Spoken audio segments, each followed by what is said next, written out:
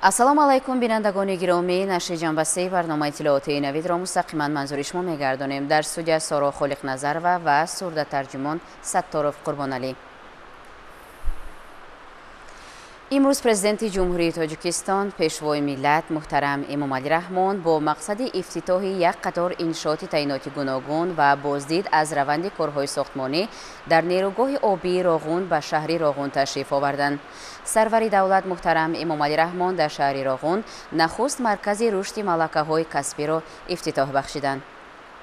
27 сентябр президенти ҷумҳурии Тоҷикистон пешвои миллат муҳтарам Эмомалӣ Раҳмон бо мақсади ифтитоҳи як қатор иншооти таъиноти гуногун ва боздид аз раванди корҳои сохтмонӣ дар нерӯгоҳи обии Роғун ба шаҳри Роғун ташриф оварданд. Сафари кории сарвари давлат муҳтарам Эмомалӣ Раҳмон нахуст бо ифтитоҳи маркази рушди малакаҳои касбӣ оғоз гардид. Иншооти хуштарҳу замонавии навбунёд дар шаҳри Роғун бо дастгирии ҳукумати ҷумҳурии Тоҷикистон ва ҷалби $2.9 миллион аз шарикони хориҷии рушд дар доираи дастур ҳидоятҳои пешвои миллат муҳтарам Эмомалӣ Раҳмон бо мақсади таъмин ва таъсиси ҷойҳои навикорӣ, беҳтарсозии малакаи касбӣ ва ба шуғли доимӣ фаро гирифтани аҳолӣ ба истиқболи ҷашни бузурги миллӣ 35-солагии истиқлоли давлатии ҷумҳурии Тоҷикистон бо сифати баланд ва ҷавобгӯ ба талаботи меъморӣ бунёд гардидааст. иттилоъ дода шуд, ки маркази рушди малакаҳои касбӣ дар шаҳри Роғун аз бинои таълимӣ ва хобгоҳи чорошона, 8 устухонаи таълимӣ ва биноҳои ёрирасон иборат аст. Корҳои сохтмонӣ дар иншоот тибқи лоиҳаи таърезишуда ва талаботи меъёру қоидаҳои сохтмонӣ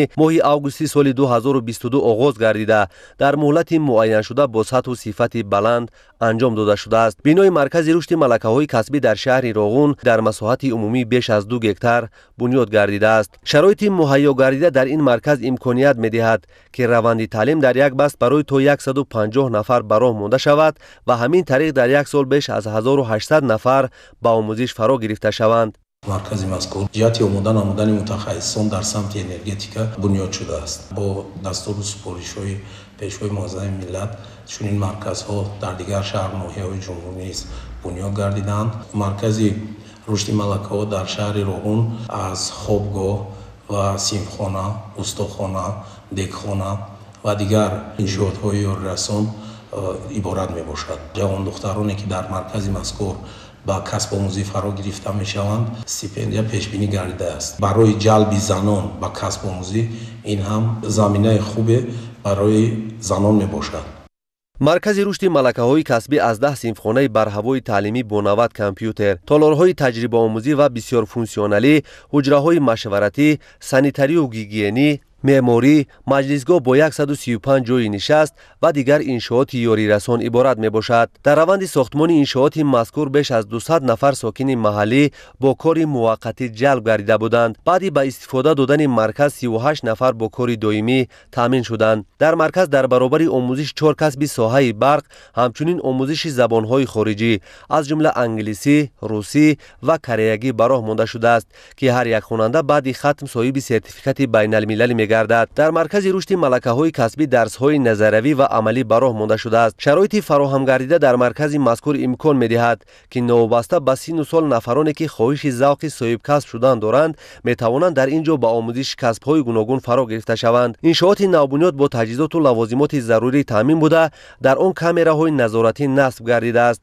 ҳамзамон дар дохили бино маркази нигоҳубини кӯдакон ва хобгоҳ бо 57 ҳуҷра ва 130 ҷойи хоб таъсис дода шудааст. барои ҳавасмандӣ ҷиҳати иштирок дар раванди таълим ба занони таълимгиранда, нигоҳубини ройгони кӯдакон ва стипендия пешбинӣ шудааст. дар марказ омӯзиши малакаҳои касбӣ дар мувофиқа бо ассотсиатсияҳои соҳавӣ муайян шудааст. барномаҳои нави таълимӣ барои давраи кӯтоҳтар нисбат ба таълими муқаррарӣ барои гурӯҳҳои эҳтиёҷманди аҳолӣ, ки имкони пардохти таълим ё сарфи вақти барои барномаи технологияи иттилоотию коммуникатсионии таҳсилоти омӯзиш дар шакли рӯзона муқаррар гардидаро надоранд, пешбинӣ карда мешавад. инчунин дар саҳни бинои хуштару замонавӣ майдончаи хурд барои бозии футбол бунёд шуда, атрофи он бо гулҳои рангоранги мавсимӣ оро ёфтааст. иншооти мазкур бо системаи гармидиҳӣ пайваст буда, тамоми синфхонаҳо ва дигар ҳуҷраҳои ёрирасон дар давраи сардиҳо тавассути он пурра бо гармӣ таъмин карда мешаванд. президенти ҷумҳурии тоҷикистон пешвои миллат муҳтарам эмомалӣ раҳмон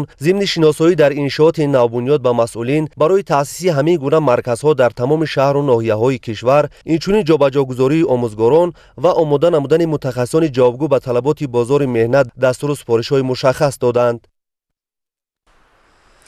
имрӯз президенти ҷумҳурии тоҷикистон пешвои миллат муҳтарам эмомалӣ раҳмон дар идомаи сафари корӣ ба шаҳри Роғун хати интиқоли барқи 220 киловолта аз дастгоҳи тақсимкунандаи пӯшидаи элегазии 220 киловолтаи нерӯгоҳи барқии оби Роғун то зеристгоҳи барқии Роғун бо дарозии умумии 12.7 километр ва васеъсозии дастгоҳи тақсимоти кушодаи 220 киловолтаи зеристгоҳи барқии 220-110-35 киловолтаи Роғунро баъд аз навсозӣ мавриди баҳрабардорӣ қарор доданд. зимни боздид аз нерӯгоҳи обии Роғун сарвари давлат муҳтарам эмомалӣ раҳмонро ҳамчунин сарвазири кишвар муҳтарам Қоҳӣ Расулзода ва роҳбарони вазорату идораҳои дахлдор ҳамроҳӣ намуданд.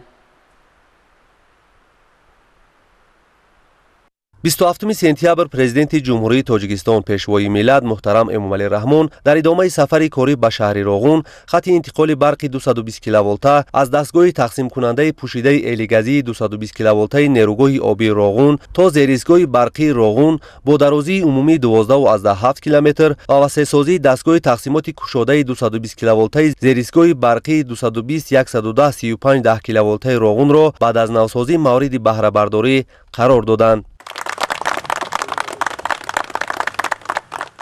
ба сарвари давлат муҳтарам эмомалӣ раҳмон иттилоъ дода шуд ки баъд аз навсозӣ ва васеънамоии зеристгоҳи мазкур барқи истеҳсолгардидаи нерӯгоҳи обии Роғун тавассути хати барқии 220 киловолта аз дастгоҳи тақсимоти пӯшидаи элегазии 220 киловолтаи нерӯгоҳи обии Роғун то дастгоҳи тақсимоти кушодаи зеристгоҳи барқии 220-110-35 киловолтаи Роғун интиқол ёфта ба низоми ягонаи энергетикии кишвар пайванд мешавад ва ба ин васила эътимоднокии системаи энергетикии кишвар баланд мегардад. зеристгоҳи барқии 220-110-35 киловолтаи Роғун баъд аз навсозии сокинони шаҳри Роғун, ноҳияҳои водии Рашт, Файзобод ва қисман шаҳри Ваҳдатро доимӣ бо барқ таъмин менамояд. ба истифода додани иншооти мазкур ин ҳам як қадами наздик аст расидан ба истиқлолияти комили энергетикӣ. иншооти мазкур нерӯи барқи тавлид намудаи нерӯгоҳи барқи обии Роғунро тавассути хатҳои интиқоли барқии 220 киловолт ба низоми энергетикии ягонаи ҷумҳурии тоҷикистон пайваст намуда таъминоти эътимоднокии системаи энергетикии тоҷикистонро дучанд мегардонад. таҷдиди дастгоҳҳои кушодаи 220 киловолти зеристгоҳи барқии Роғун ин бо сохтани 9 чашмаки 220 киловолта ва аз ин 9 чашмак айни замон 2 чашмаки эҳтиётӣ барои рушди ояндаи энергетикаи тоҷикистон дар минтақа сохта шудааст. маврид ба зикр аст ки бо таваҷҷӯҳи бевоситаи асосгузори сулҳу ваҳдати миллӣ пешвои миллат президенти ҷумҳурии тоҷикистон муҳтарам эмомалӣ раҳмон дар соҳаи энергетикаи кишвар рӯз ба рӯз навгониҳо ба назар мерасанд. сохтмони иншоотҳои энергетикӣ имконият медиҳад ки системаи энергетикии ҷумҳурии тоҷикистон ба таҷҳизотҳои нави ҳозиразамони муосир рӯз ба рӯз пайваст карда мешавад.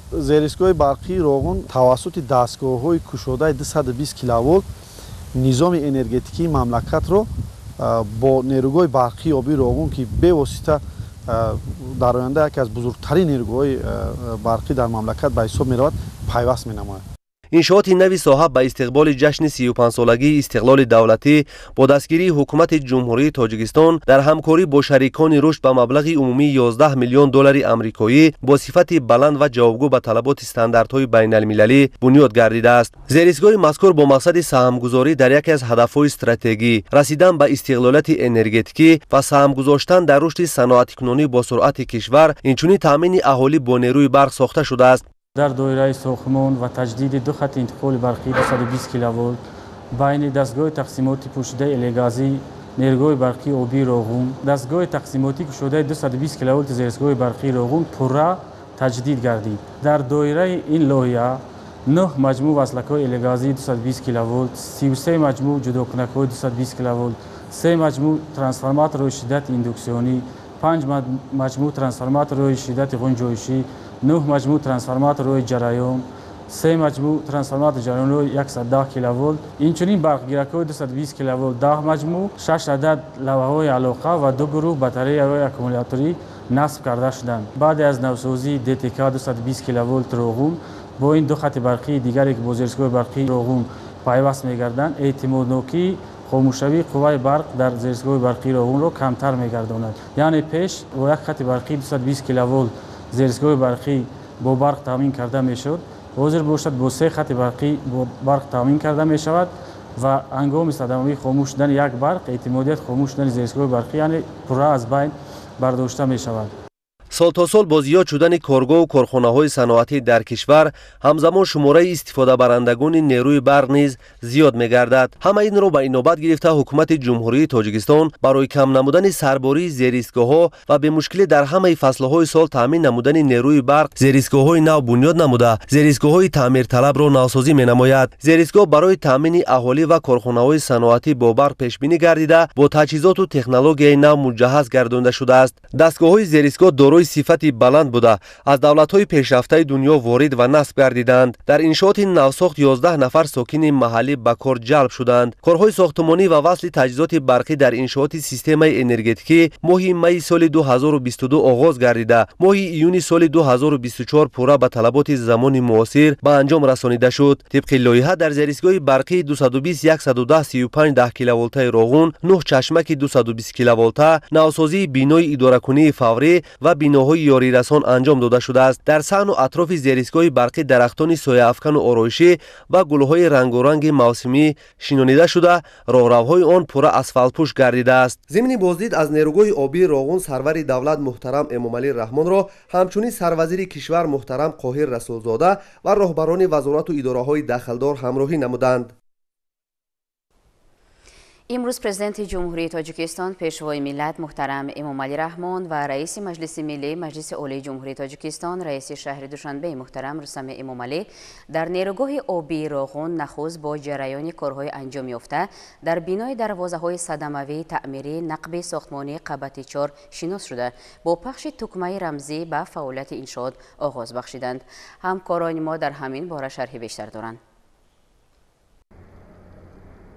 27 سپتامبر پرزیدنت جمهوری تاجیکستان پیشوای ملت محترم امامعلی رحمان و رئیس مجلس ملی مجلس عالی جمهوری تاجیکستان رئیس شهر دوشنبه محترم رستم امامعلی در نیروگاه آبی روغن نخست با جریان کارهای انجام یافته در بینای دروازه‌های صدموی تعمیری نقب ساختمانی قبتی 4 شناس شده با پخش تکمه رمزی به فعالیت انشاءات آغاز بخشیدند.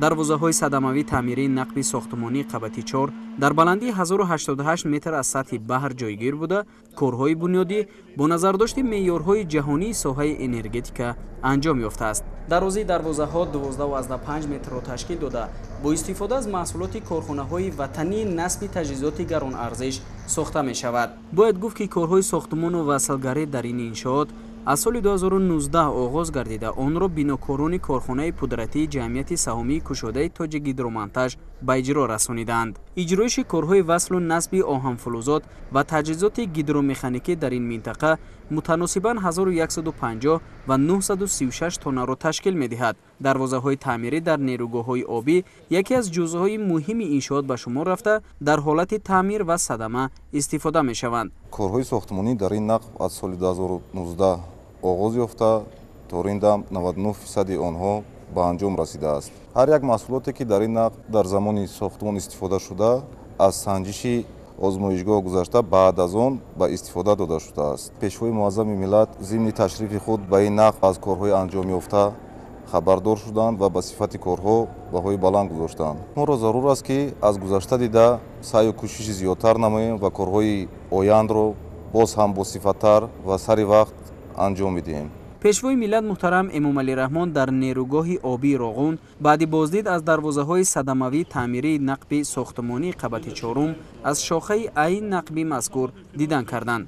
نقب ساختمانی قبتی 4 از شاخه‌های A و B عبارت بوده. وظیفه آنها تقسیم نمودن حجم آب و پس کردن شدتناکی جریان آن میباشد. انشاءات با استثنای برآمدگاه 1770 متر درازی داشته، قطرش 15 متر را تشکیل میدهد و اقتدار آبگذرانی آن 3500 متر مکعب در یک ثانیه میباشد. برای ما بسیار باعث افتخار و سرفرازی است که امروز بنیادگذار نیروگاه برقی آبی راغون پیشوای ملت محترم امامعلی رحمان با ما ملاقات نموده جهت انجام دادن صفت کارهای باقی مانده دستور و سپارش‌های مشخص دادند. پس ما را ضرور است که همچون شهروند هر یک سخن پیشوا و راهنمای خود را سرمشق کار خویش کرده در بنیاد این انشاءات عظیم عصر سهم خود را گذاریم و با باوری پیشوای ملت سزاوار باشیم. در منطقه کامرای دروازه‌های شاخه ا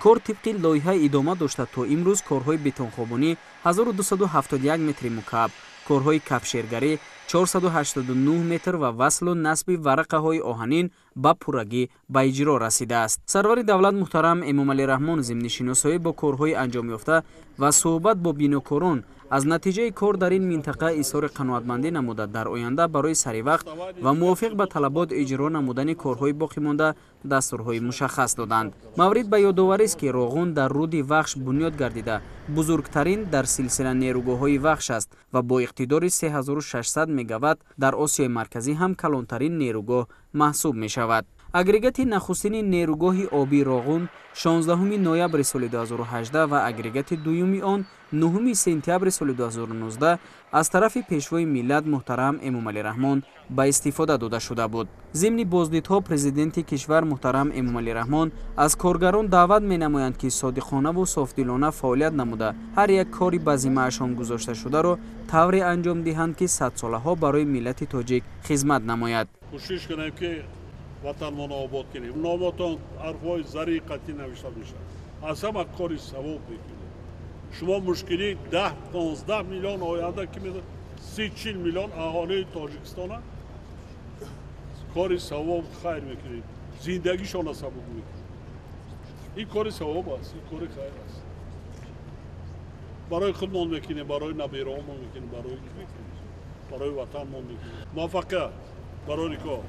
سلامت باشید. ضمن بازدید پیشوای ملت محترم امامعلی رحمان به صفت کارهای انجام یافته بهای بلند داده برای تیزانیدن کارهای بنیادی در دیگر منطقه های انشاءات به مسئولین دستور و سپارش های مشخص دادند. در این قیده است 4 مدت 6 ماه می شود که من کار و فعالیت کرده نظارت صفت خطهای کفشرگری را میبرم. وظیفه من در این قیده از آن عبارت است که هنگام آغاز کاری چلانگران من قیده را پورا نظارت کرده صفتش را بعدم به چلانگران اجازت کار و فعالیت میده. برای ما باعث افتخار است که امروز جناب عالی با ما ملاقات داشتند و دستور و سپارش‌های مشخص برای ما دادند. ما کوشش میکنیم که با باوری پیشوای ملت سزاوار باشیم. پرزیدنت کشور نیروگاه آبی راغون را یکی از سرچشمه‌های اساسی رشد اقتصادی ملی و تامین زندگی شایسته ساکنان کشور نامیده پورا به فعالیت پرداختن آن را برای دولت و ملت تاجیک دستاورد بزرگ تاریخی ارزیابی نمودند.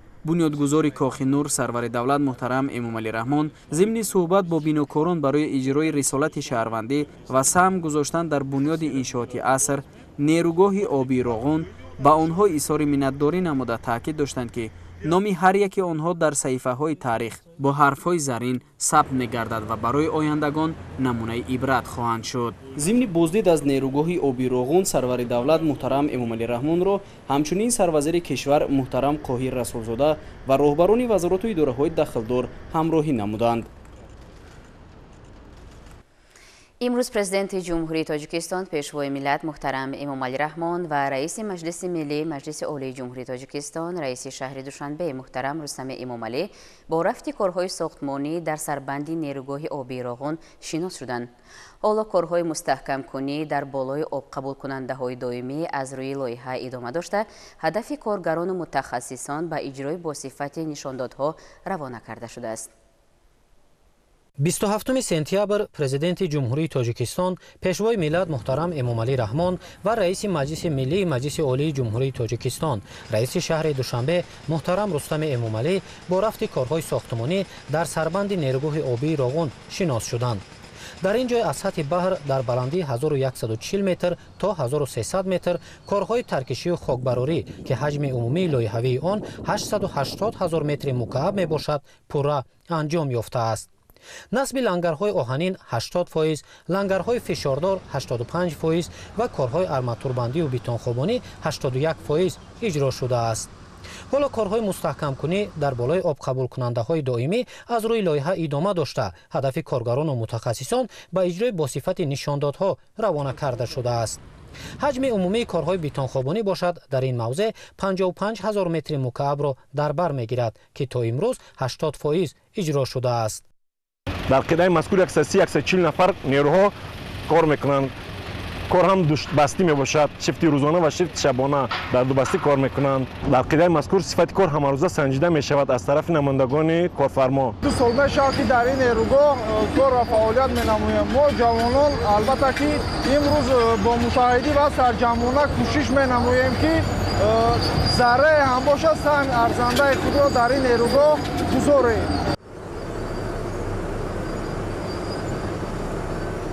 дар минтақаи ядрои сарбанд кор ба таври шабонарӯзӣ дар ду баст идома дошта, ҳамарӯза зиёда аз 160 техникаю механизмҳои пуриқтидор сафарбар карда мешавад. танҳо дар минтақаи ядрои сарбанди нерӯгоҳ наздики 400 нафар машғули коранд. дар ин нерӯгоҳи барқи оби роғун ба ҳайси ронанда кор фаъолият карда истодам.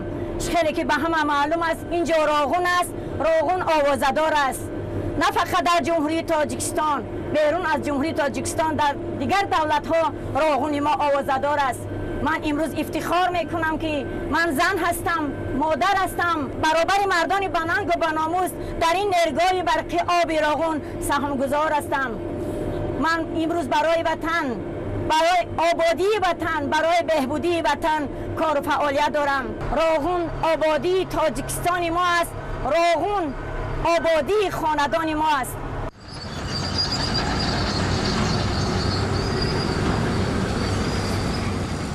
дар ядрои сарбанди нерӯгоҳ 6 намуди маводи асосии сохтмонӣ мувофиқи технология қабат ба қабат хобонида шуда, ҳамарӯза сифати кор санҷида мешавад.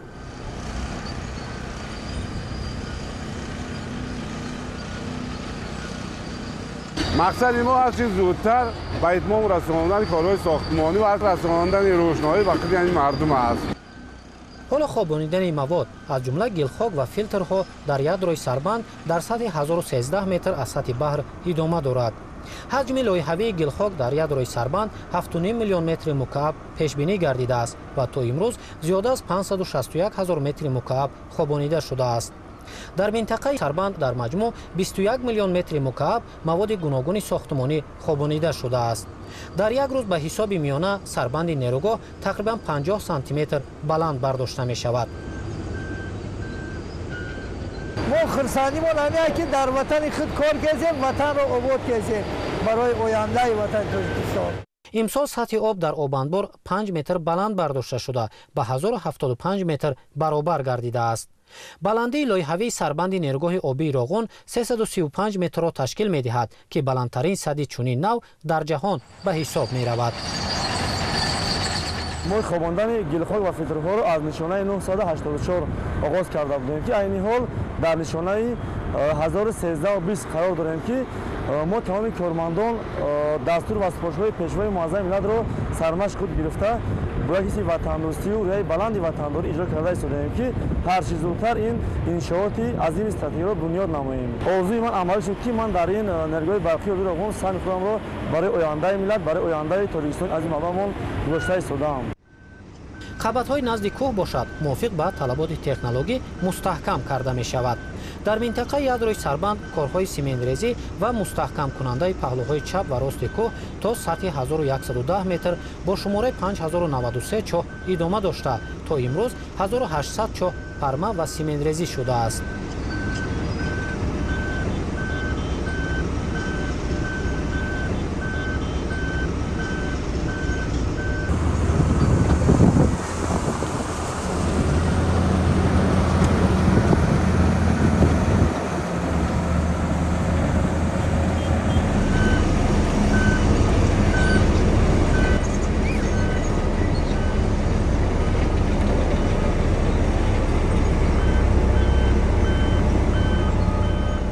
мо айни замон дар минтақаи асосии ядрои қитъаи Сарбанд қарор дорем ки дар ин ҷо асосан корҳои тозакунонии тарафҳои чап ва рости қитъаи Сарбанд аз сангрезаҳо ва шинонидани ҷинсҳои кӯҳӣ интихобшудае ки аз санҷиш гузаронида шудаанд машғул ҳастем.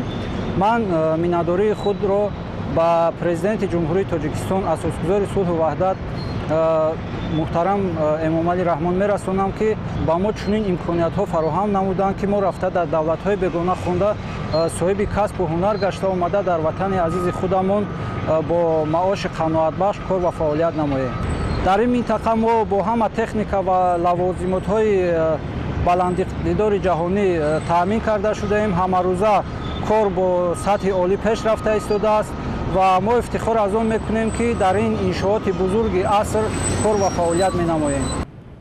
пешвои миллат муҳтарам Эмомалӣ Раҳмон ҳамзамон аз ҷараёни фаъолияти хатти канверии нерӯгоҳи обии Роғун шинос шуданд. дар қидаҳои муайяни нерӯгоҳи обии Роғун барои анҷоми босифати корҳои сохтмонӣ иншооти алоҳида бунёд шудааст ки хатти канверӣ аз ҷумлаи онҳо мебошад. дар маҷмӯъ дар ин қидаи сохтмонӣ 70 нафар дар ду баст фаъолият намуда барои анҷоми корҳои сохтмонӣ беш аз 30 техника ҷалб карда шудааст. дар марҳилаи аввал ашёи хом дар конҳо ва қидаҳои муайяни иншоот тавассути техника ва таҷҳизоти пуриқтидор коркард мешавад. тӯли 5 моҳ аст ки кор ва фаъолият дорам ва мо шукронат аз он мекунем ки ба мо ҷойи кор таъмин карданд. бо истифода аз чунин технологияи замонавӣ коргарони муҳандисию техникӣ метавонанд ки дар як соат то 3500 тонна маҳсулотро омода ва ба воситаи хатти канверӣ ба сарбанди нерӯгоҳ интиқол диҳанд. таъкид гардид ки ду қисмати борфарории хатти канверӣ дар биёфи поёнии сарбанд дар сатҳи 1090 метр ҷойгир аст. маҳсулоти сохтмонӣ ба воситаи хатти канверӣ то биёфи поёнӣ интиқол дода шуда ба воситаи мошинҳои боркаш дар қидаҳои сарбанд хобонида мешавад. тӯли 15 сол аст ки мо дар ин нерӯгоҳи бузург кор ва фаъолият мекунем. дар назди хатти канверӣ қарор дорем ки мавод кашонида мешавад. иқтидори ин дар як соат 3500 тонна истеҳсол карда ба мавзеъҳои сохтмони зонаҳои 4 интиқол дода мешавад. сарвари давлат муҳтарам Эмомалӣ Раҳмон зимни шиносоӣ бо ҷараёни корҳо дар сарбанди нерӯгоҳ таваҷҷӯҳи коргарону мутахассисонро ба иҷрои босифати сохтмон, риояи талаботи лоиҳавӣ, босифат ба анҷом расонидани кор ва тезонидани раванди сохтмон ҷалб намуданд. зимни боздид аз нерӯгоҳи обии Роғун сарвари давлат муҳтарам Эмомалӣ Раҳмонро ҳамчунин сарвазири кишвар муҳтарам Қоҳир Расулзода ва роҳбарони вазороти идораҳои дахлдор ҳамроҳӣ намуданд.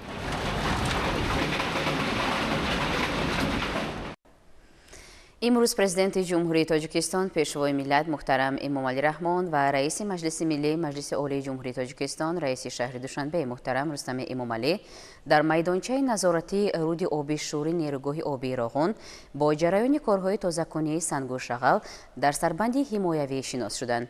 сарбанди ҳимоявии оби шӯр дар масофаи 1500 метр болотар аз соҳили дарё дар баромадгоҳи нақбҳои обпартои нерӯгоҳ сохта шудааст. ҷузъиёти бештар дар матлаби навбатии барнома. 27 сентябр президенти ҷумҳурии Тоҷикистон пешвои миллат муҳтарам Эмомалӣ Раҳмон ва раиси маҷлиси миллии маҷлиси олии ҷумҳурии Тоҷикистон раиси шаҳри Душанбе муҳтарам Рустами Эмомалӣ дар майдончаи назоратии руди оби шӯри нерӯгоҳи обии Роғун бо ҷараёни корҳои тозакунии сангу шағал дар сарбанди ҳимоявӣ шинос шуданд.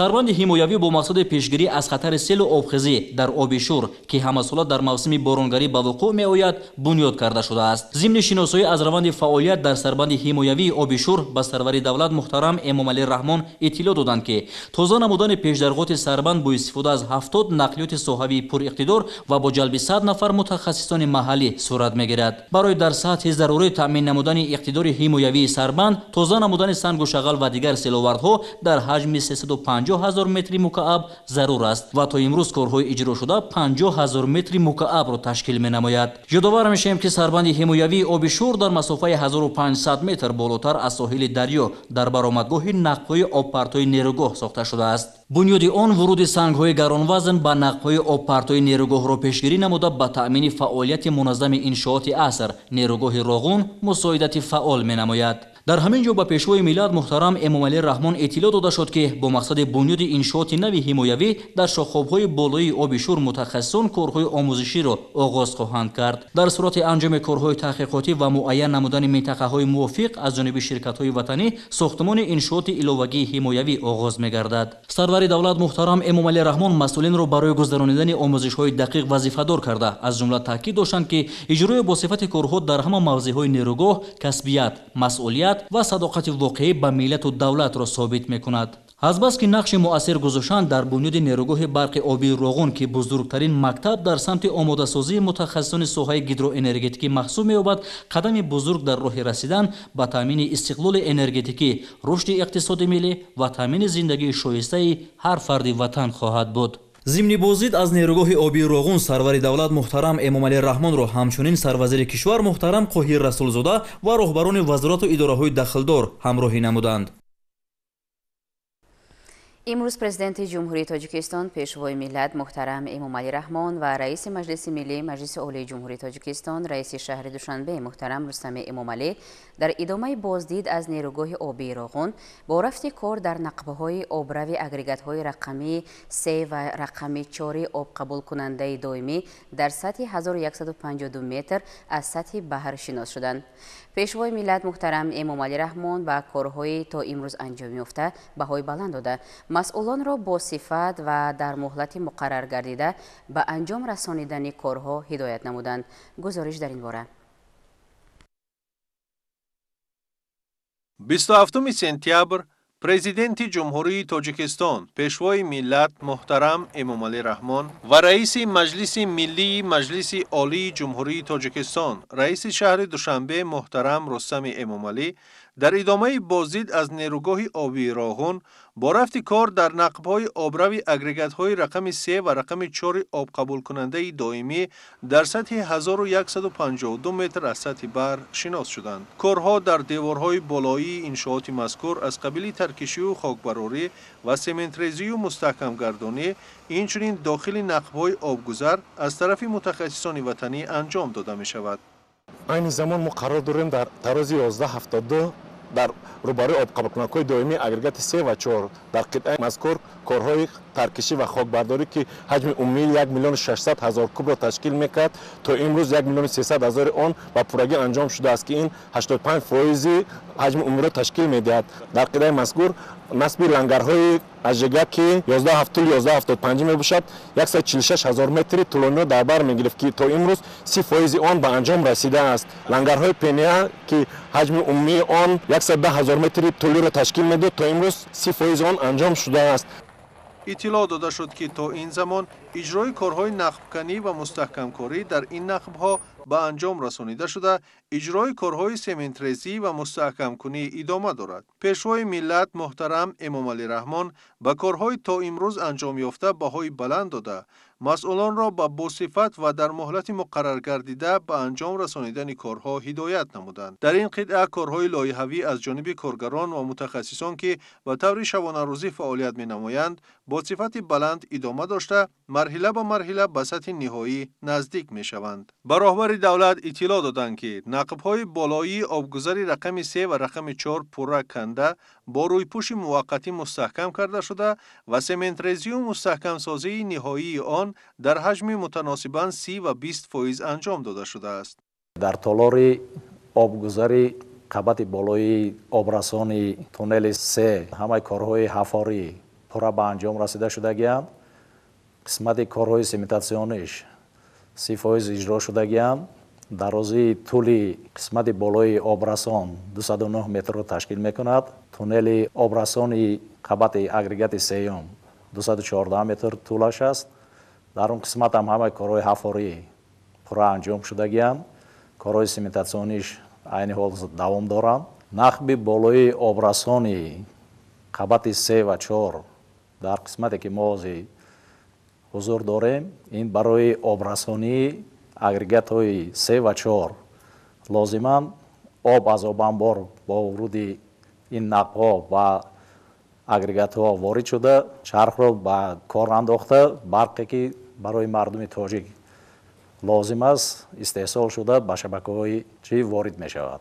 متخصصان و کارگران با دلگرمی در انشاءات مذکور پای مهنتی سازنده بوده تلاش می‌نمایند تا کارهای به عهده داشته‌شان را با صفت بلند و در وقت‌های مقرر گردیده انجام دهند. پیشوای ملت محترم امام علی رحمان با نظرداشت حیاتاً مهم بودن بنیاد نیروگاه آبی راغون در پیشرفت تاجیکستان صاحب استقلال کارمندان را با مسئولیت شناسی و فعالیت با صفت در این انشاءات عصر هدایت نمودند. در ادامه پیشوای ملت محترم امام علی رحمان از رفت کارها در آب قبول کنک‌های دائمی سطح 1300 متر از سطح بحر دیده نمودند. طوری گفته شد صفت کارها در این قطعه جوابگوی طلبات بوده تمام تدبیرهای بنیادی شروع از آماده سازی موضع تا به بتون ریزی و لنگربندی سقف و دیوارها و دیگر کارها با نظام خاص ساختمانی از روی استانداردهای بی‌خطری مهندسی عملی کرده می شوند. این زمان در انشاءات قبول کنک‌های دائمی قرار داریم که مجموعه اساسی با این به 4 زون تقسیم می شود. زون A، زون B، زون C، زون D می باشد. در زون D باشد کارهای خاکی و ترکشی زیاده از 1,800,000 کوب طبق لایحه به انجام رسیده است. کارهای نصب وصل لنگرهای اژگه در روزیشان 11 و 80 5 و 85 طبق نقشه زیاده است 63,000 نزدیک به 70% انجام شده است. همچنین پوشیدن محلول بتونی در 3 قبت زیاده 255,000 متر کوادراتی به انجام رسیده است. ما در انشاءات مکتب بزرگی و تندرستی و خویشتن‌شناسی را آموخته هدایت‌های همیشگی سرور دولت ما کارمندان و مهندسان را روی الهام تازه بخشیده تلاش می‌کنیم که کار را موافق استانداردهای جهانی پیش بریم. افزایش دادن استحصال برق برای تامین رشد منظم و استوار اقتصادی ملی، قانع گردانیدن طلبات روز به روز افزاینده ساحه‌های استحصالی و اهالی کشور به آن از جمله ضرورت‌های اولین درجه به حساب می‌رود. با بنیاد این نیروگاه بزرگ در برابر از بین رفتن نارسایی نیروی برق، اینچنین رشد ساحه‌های گوناگون اقتصادیات، مهیا نمودن جای‌های نو کاری و بهتر گردانیدن حیات اجتماعی مردم زمینه استوار فراهم می‌گردد. پیشوای ملت محترم امام علی رحمان ضمن شناسایی با روند کارها با قناعتمندی ابراز داشتند که با زحمت صادقانه بنیادگران انشاءات مهمی عصر در این قطعه ساختمانی کارها خیلی پیش رفتند. کارهای ساختمانی در نیروگاه آبی راغون طبق نقشه با سطح و صفت بلند ادامه داشته بنیادگذاران این کاخ نور با طور شبانه روزی زحمت میکشند تا در رشد و پیشرفت تاجیکستان صاحب استقلال سهم گذارند. در آب قبول کنک دائمی کارهای وصل و نصب انکرهای پنیا و اژگه گذاشته ایستادیم و اینچنین خواباندن بتون در زون S از تراز 1150 تا 1240 رفته ایستاده است. در زون A باشد کارهای وصل و نصب انکرها اینچنین بتون پوشی سکه‌بندی با سرعت ادامه کرده ایستاده است. پرزیدنت جمهوری تاجیکستان محترم امام علی رحمان همچنین جریان کار در شاخته‌های عمودی دروازه‌های آب قبول کننده دائمی که در بلندی 1290 متر از سطح بحر قرار دارند مشاهده نمودند. در اینجا همچنین با پیشوای ملت کارهای بتون خوابونی در این شاخته‌ها که توسط دستگاه مخصوص به راه مانده می شود معرفی کرده شد. از جمله اطلاع داده شد که در شاخته‌های عمودی کارها با سرعت جریان داشته در ساختمان محصولات با صفت استفاده می شود. مورد تاکید است که با اراده قوی و سیاست دوراندیشانه پیشوای ملت محترم امام علی رحمان کارهای ساختمانی در نیروگاه آبی راغون ادامه داشته متخصصان و کارمندان برای سهم گذاشتن به آینده درخشان وطن صاحب استقلال و رسیدن به یکی از هدفهای استراتژی حکومت جمهوری تاجیکستان استقلال انرژتیکی دلگرمانه تلاش می‌نمایند. یادآور می‌شویم که ضمن بازدید از نیروگاه آبی راغون سرور دولت محترم امام علی رحمان را همچنین سروزیر کشور محترم قاهی رسولزاده و راهبران وزارت و اداره‌های داخلداری کشور همراهی نمودند.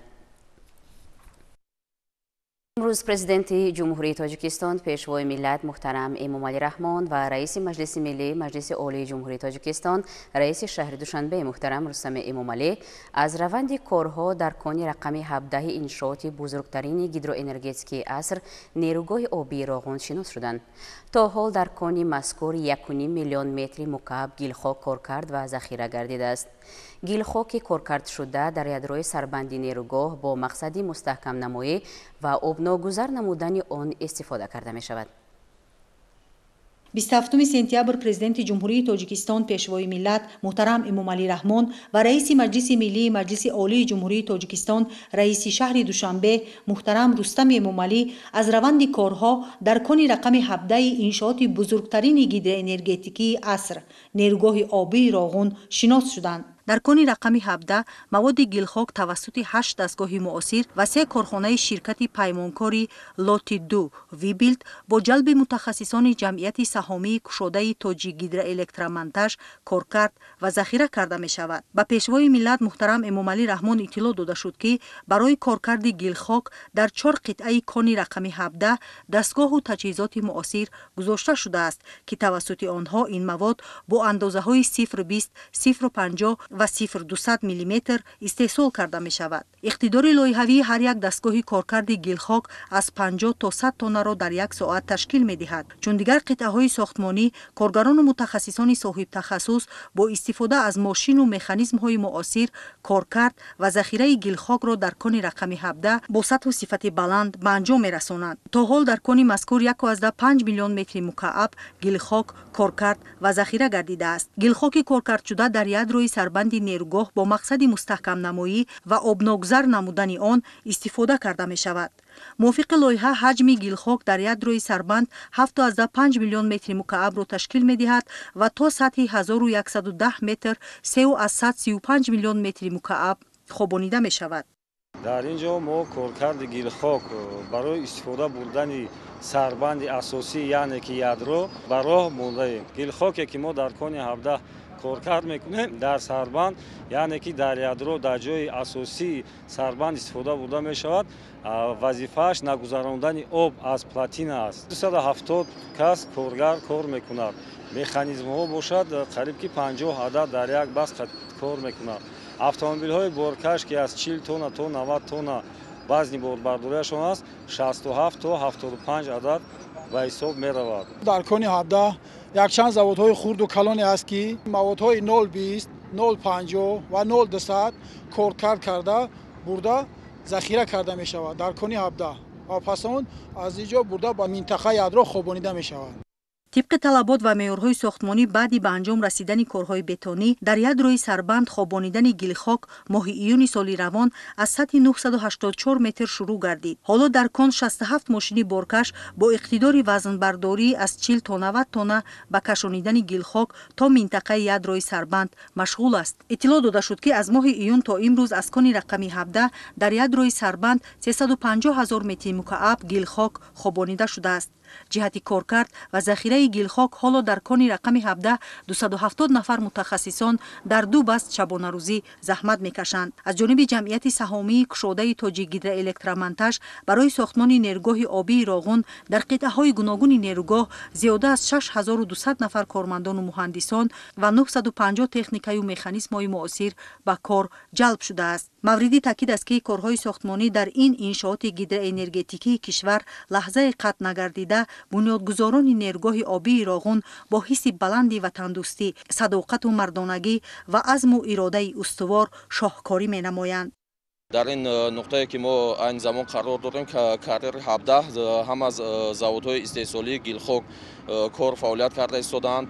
дар худи ҳамин минтақа имрӯз зиёда аз садҳо автомошина кор карда истодааст. чихеле ки дида истодаем дар ҳама объектҳо кор дар авҷи аъло рафта истодааст. мо аз он ифтихор мекунем ки дар бунёди нерӯгоҳи барқии обии Роғун саҳми худро гузошта истодаем. президенти ҷумҳурии Тоҷикистон муҳтарам Эмомалӣ Раҳмон аз фаъолияти назараси коргарону мутахассисон дар кони рақами 17 дар самти коркард ва захираи гилхок изҳори қаноатмандӣ намуда барои омодасозии бо сифати гилхок, таъмини саривақтии минтақаи ядрои сарбанд бо он ва таҳкими раванди корҳои сохтмонӣ ба масъулон дастуру супоришҳои мушаххас доданд. зимни боздид аз нерӯгоҳи обии Роғун сарвари давлат муҳтарам Эмомалӣ Раҳмонро ҳамчунин сарвазири кишвар муҳтарам Қоҳӣ Расулзода ва роҳбарони вазорату идораҳои дахлдор ҳамроҳӣ намуданд.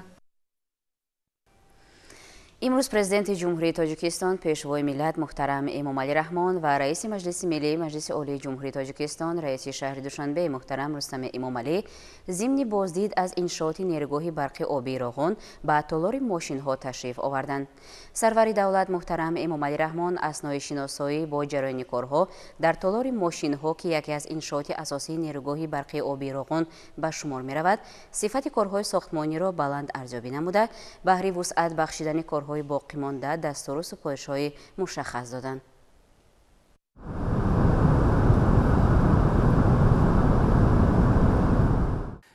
هفتم سپتامبر پرزیدنت جمهوری تاجیکستان پیشوای ملت محترم امامعلی رحمان و رئیس مجلس ملی مجلس عالی جمهوری تاجیکستان رئیس شهر دوشنبه محترم رستم امامعلی ضمن بازدید از انشاءات نیروگاه برق آبی راغون به تالار ماشین ها تشریف آوردند. نخست پیشوای ملت از چرخ کاری دائمی که حالا در میدانچه وصلگری گذاشته شده است دیدن نمودند. اطلاع داده شد که این چرخ کاری برای عوض نمودن چرخ کاری اگریگات های موقتی 5 و 6 دسترس شده است و بعد انجام یافتن این کار توانایی هر یک از 200 به 400 مگاوات بلند برداشته می شود. حالا کارمندان و متخصصان با عزم و اراده قوی و با امید آینده باز هم درخشان تاجیکستان کارهای بنیاد و وصلگری را در دیگر اگریگات های نیروگاه وسعت بخشیده ایستادند. ما در دل نیروگاه قرار داریم، در تالار ماشین ها قرار داریم. در اینجا اگریگات های راغون نصب و وصل کرده میشوند که تولید برق نیز از اینجا به وقوع میاد و نقل میشد به تمام جمهوری. با ساخته به انجام رسانیدن نیروگاه برقی آبی راغون ما از بحران انرژتیکی برآمده به استقلالیت انرژتیکی دسترس میشویم. در کراتر اگریگات رقم 4 استاتوری توربینا با وزن عمومی 269 تانه، کامرای اسپیرالی با وزن عمومی 200 تانه نصب گردیده است. ضمن بازدید پرزیدنت کشور محترم امامعلی رحمان معلوم گردید که در اطراف زانو قبور، کانوس و کامرای اسپیرالی وزن ارماتورای بسته شده 380 تانه و بتون خوابانیده شده 9579 متر مکعب را تشکیل می‌دهد. انکرهای ته‌کرسی، سرومترهای، دستگاه‌های سمت‌دهنده نصب کرده شده، کارهای ارماتوربندی و بتون خوابانی ادامه دارد. در کراتر اگریگات رقم 3 زانو قبور و کانوسی قبور جبنده گذاشته شده، کارهای ارماتوربندی و بتون خوابانی تا سطح 948 متر عملی گردیده است. در قسمت گریزانتالی قبور بنده گیدرو اگریگات های 3 و 4 کارهای ساختمانی ادامه داشته، زانو قبور و کانوسی قبور جبنده گیدرو اگریگات رقم 2 در کراتر گیدرو اگریگات گذاشته شده است. کارهای ارماتوربندی و بتون خوابانی اطراف زانو قبور و کانوسی قبور جبنده گیدرو اگریگات 2 تا سطح 948 رسیده، وصل زانو قبور جبنده گیدرو اگریگات رقم 1 در سطح 948 متر برابر گردیده در بین کراترهای گیدرو اگریگات های رقم 2 و 3 ادامه دارد. حالا در کراتر گیدرو اگریگات رقم 1 کارهای ساختمانی جریان داشته، کندن جنس های کوهی تا سطح 247 متر اجرا شده است. لازم به تاکید است که هر یک سفر کاری پیشوای ملت به این انشاءات عظیم انرژتیکی به کارمندان و مهندسان نیروی تازه میبخشد و آنها در تیزانیدن بنیاد نیروگاه برق آبی راغون با مسئولیت و حس بلندی وطن دوستی سهم میگذارند. ما کارهای خود را در این نیروگاه با صفت بلند اجرا کرده ایستاده‌ایم. این نیروگاه در آینده تاجیکستان ما اهمیت مهم دارد. با مورد بهره برداری قرار گرفتن اگریگات های نوبتی نیروگاه در سمت تطبیق هدف استراتژی تاجیکستان رسیدن به استقلالیت انرژتیکی قدم های استوار گذاشته می شود.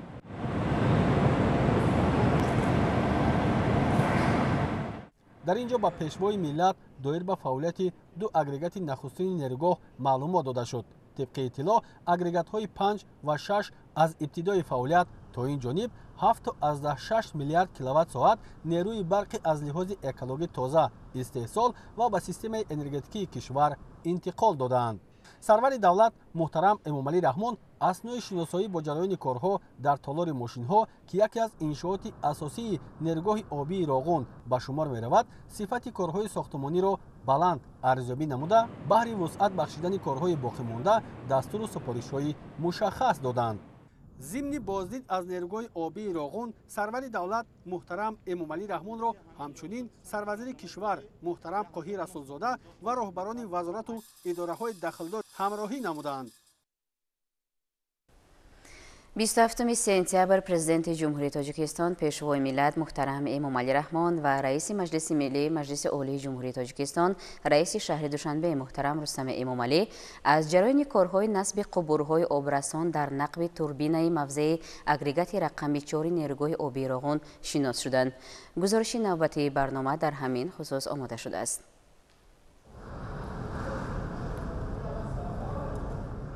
27 сентябр президенти ҷумҳурии Тоҷикистон пешвои миллат муҳтарам Эмомалӣ Раҳмон ва раиси маҷлиси миллии маҷлиси олии ҷумҳурии Тоҷикистон раиси шаҳри Душанбе муҳтарам Рустами Эмомалӣ аз ҷараёни корҳои насби қубурҳои обрасон дар нақби турбинии мавзеи агрегати рақами 4 нерӯгоҳи барқи обии Роғун шинос шуданд.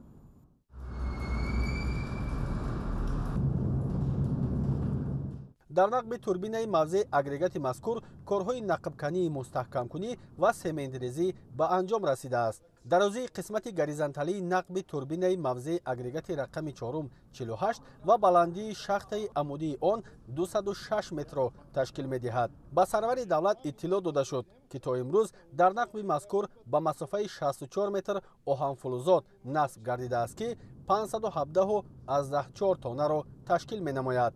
ин нақб ҳамчун нақби обрасон аз шахтаи вертикалии сатҳи 1152 метри обқабулкунаки асосӣ то ба агрегати рақами 4 хизмат мекунад. қутри нақб 7 ва дарозиаш 459 метрро ташкил менамояд. васлу насби оҳанфулузоти обрасон дар нақби турбинии агрегатҳои 3 ва 4 аз ҷониби муҳандисону кормандони ватанӣ бо сатҳу сифати баланд ба анҷом расонида мешавад.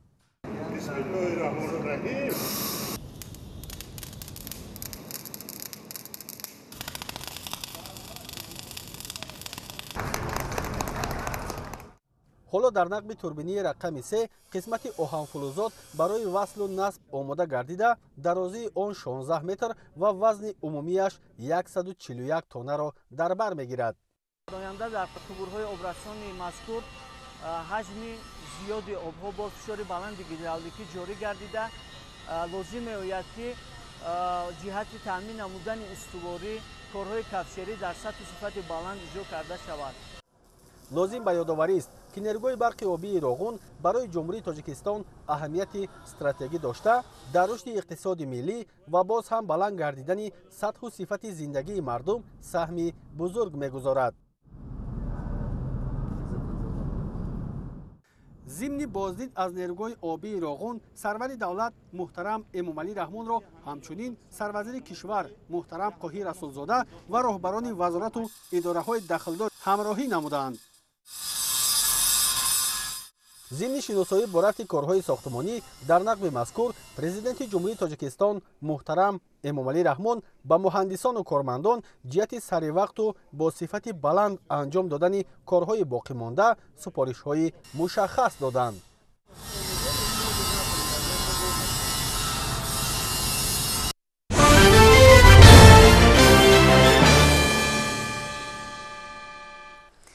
мавзӯи дигар дар пойтахти мамлакат марҳилаи ҷамъбастии озмуни ҷумҳуриявии Тоҷикистон ватани азизи ман ҷараён дорад.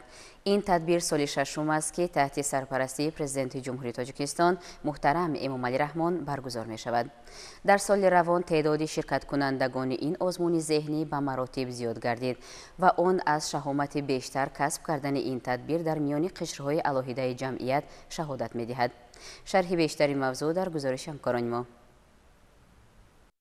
озмуни ҷумҳуриявии тоҷикистон ватани азизи ман соли шашум аст ки дар кишвар бо сарпарастӣ бевоситаи президенти ҷумҳурии тоҷикистон ташкилу баргузор карда мешавад. давоми чанд рӯз аст ки дар шаҳри душанбе даври ниҳоии озмун бо иштироки ғолибони даврҳои якум ва дуюм ҷараён дорад. озмуни ҷумҳуриявии тоҷикистон ватани азизи ман бо мақсади дарёфти истеъдодҳои нав дар соҳаи санъати мусиқӣ ва сарояндагӣ, тасвирӣ ва дизайн рӯи кор омада, чун анъана ҳамасола доир карда мешавад. имрӯз дар озмун аз рӯи номинаи сарояндагӣ иштирокчиёни синни 18 то 35 сола баромад намуда аз худ маҳорати баланди овозхонӣ нишон доданд.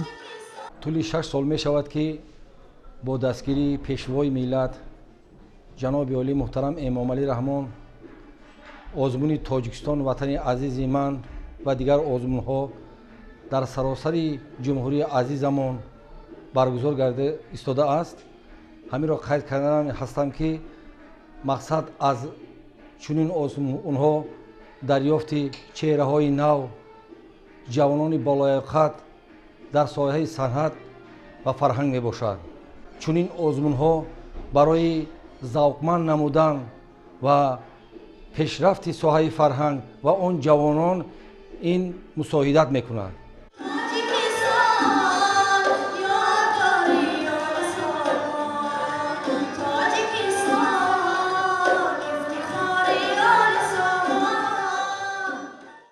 شکرانه شرف‌الدینова هستم از ناحیه فرخار. با همین سرود آل سامان به این آزمون آمدم. سال اول است که در این آزمون اشتراک می نمایم و با این آزمون به تیاری جدی آمدم و مقصد همین است که در این آزمون سزاوار جای افتخاری گردم.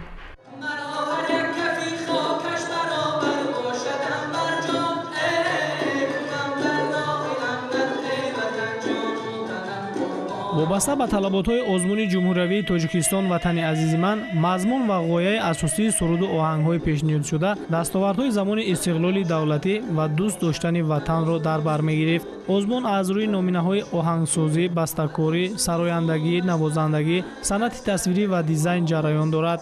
дар 5 номинатсия асарҳои пешниҳод мегарданд ки дар мавзӯи зебоии табиати тоҷикистон, ишқу ҷавонӣ, васфи ватану ватандӯстӣ, ғояҳои истиқлолу озодӣ, сулҳу субот, ваҳдату якпорчагии тоҷикистон, тараннуми симоҳои барҷастаи миллат, ҷашнҳои Наврӯз, Меҳрибон, Садда, об ҳамчун манбаи ҳаёт, ободӣ, эҳёи ҳунарҳои мардумӣ ва ғайра таълиф шудаанд. аз ин рӯ коршиносон баргузории озмуни мазкурро барои баланд бардоштани ҳисси ватандӯстӣ ва худшиносии насли имрӯз муфид медонанд.